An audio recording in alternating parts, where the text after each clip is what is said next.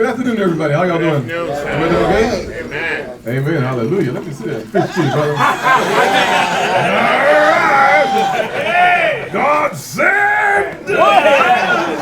Jersey boy. Amen. Amen. Let me just say, I am thankful that my foundation is built on nothing less That's right. Jesus Christ and His righteousness. It is truly a blessing to serve first the Lord and then whomever else He sends me to.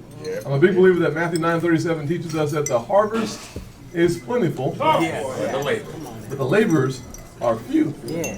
And so my question to everyone, especially the guy in the mirror, is first, where has He called you to go, and are you going? And I think of it like Jeremiah 1:5 talks to us or teaches us the fact that Jeremiah, before he was in his mother's womb, was going to be a prophet because he was hardwired to be a prophet. He wanted to do God's will. So when he came out, he said, okay, I'll be a prophet. We ought to be about the Father's business, from my perspective. And I'll tell you that when you find yourself about the Father's business, He'll take you to places you've never dreamed of going. It's like the Ephesians 3:20 and 21 manifesting itself completely. That He is able to do exceedingly abundantly above all that we ask or imagine. That has been my journey. He has taken me to places that you can't imagine going to. How many of y'all know that the journey never starts at the top? Can I get a witness? Come on now. I don't get a witness, I'm going to take up an offering. So, on the side. All right. So, for me at least, God was able to take my mess and make it into a message. Hallelujah. So that one day I could be His messenger about how good He is. Not about how good I am. Because I'm just a poor boy from North Charleston, South Carolina. But the God I served, according to Galatians 3:29, adopted me into His family and gave me a right, an inheritance that I did not earn. And that's part of the privilege of knowing who you are. I know I'm not all that. I'm not confused when I wake up in the morning. Other than the grace of God, I cannot stand here before you today. Because when your parents divorce early in life, and you find yourself wandering in the wilderness from 7 until 14, things aren't going your way. That's right. Does that make sense? Yeah.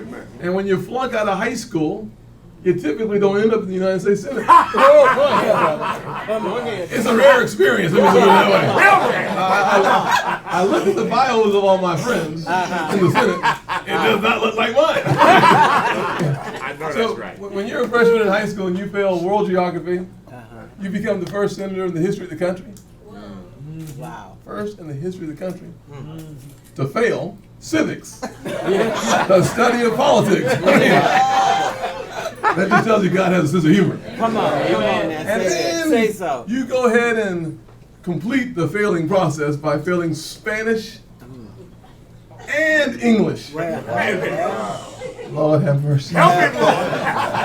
When you fail Spanish and English, no one calls you bilingual. They all call you by ignorant. Can I get a witness in here? My English, you can't speak in any language. That's where I found my unhappy self. Destitute, challenged, lost. Couldn't see a way. Couldn't see a way. Two major blessings. One was the power of a praying grandmama and mama. Come on. Anybody know the 2 Timothy 1? Eunice and Lois? I had Lovita and Francis. Come on now. Come on. Praying me through. Yes. Come on. Now, how many of y'all believe in prayer? Without it, forget it. Only by half the people in here pray. We're going to pray for everybody. Yeah, come on, bro. We'll let you pray when we get done, We okay? got it. My mama prayed and prayed and prayed. My grandmother prayed and prayed and prayed. Sometimes your children, TW, need something more than prayer. It appears. Come on. My mama believed I needed something called a switch. Yes! I know that's right. Come on. How many of y'all know what a switch is? Oh, For those of you who did not raise your hands, who are unaware of what a switch is, let me explain, not explain it, let me explain it to you. Come on. A switch is a southern apparatus of encouragement. That's the truth. A southern apparatus of encouragement. It is applied from your belt to your ankles. And when you flunk out of high school, your mama encourages you a lot. I had the wisdom of the ages. My brother here just talked about the psychology of the switch, which is a whole other sermon. I'm running out of time. I can't go there. I can't go there. The other blessing I had was meeting a humble servant of the Lord who ran a Chick-fil-A right next door to my movie theater. And he started telling me that all things were possible for you. Flying out of high school, not the best decision. Going to summer school, good decision. Finishing on time, good decision. He said that God has something in store for you that if you would surrender yourself, something good might happen. But he said the first thing that has to happen is for you to take responsibility for yourself. Don't blame your daddy because he's not around. That's right. Do not blame your mother because she's working 16 hours a day as a nurse's aide, cleaning bedpans. Don't blame her. If you're not doing well in school, it's your fault. That's right. Look in the mirror and blame yourself, because if you are the problem, Come on. God has placed in you the promise. Come on. If you see the obstacle in the mirror, Come on. then the opportunity is in the same mirror. Tell it, brother. And I will tell you that through time, attention, and the blessings of the Lord, he took me from barely making it through the freshman year through summer school to earning a little football scholarship about 20 pounds ago. Not years, but pounds. That was funny than y'all laughing. Anyways, and setting me on a path where I could realize one of the two dreams I had. My first dream, of course, was playing professional football for the only team that matters, the Dallas Cowboys.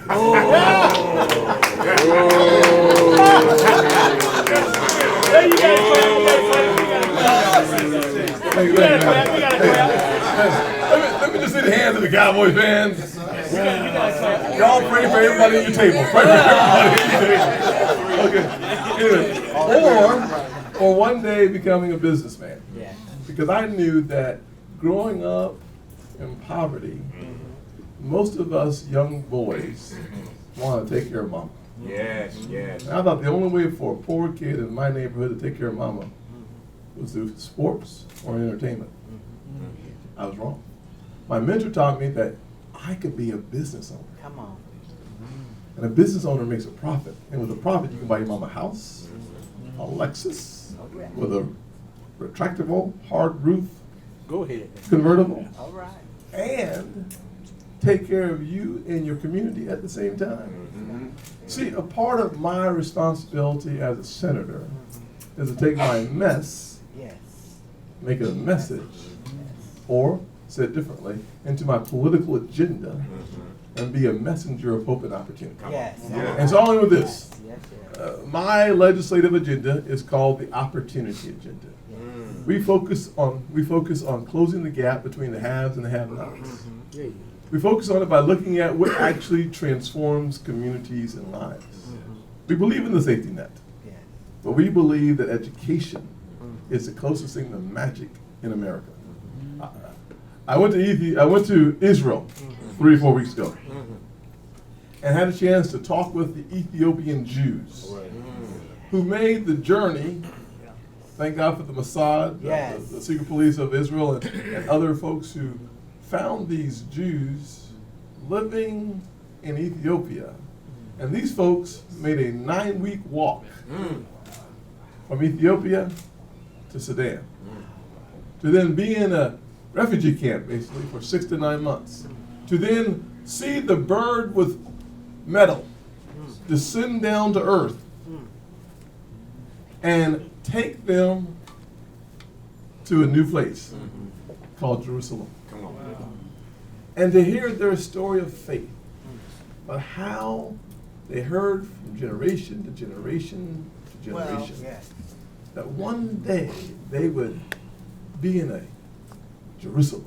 Hallelujah. And to see their growth and the transformation that's happened to those now 130,000 Wow. Ethiopians live in their homeland of Israel. Yeah. It's an amazing story. Out of that experience, pain and suffering and challenges was birthed a whole new part of the Jewish family.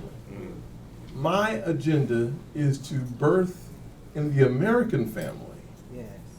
real opportunities where many people have seen none. Yes. God bless you. All right. Bless you, my brother. Thank you.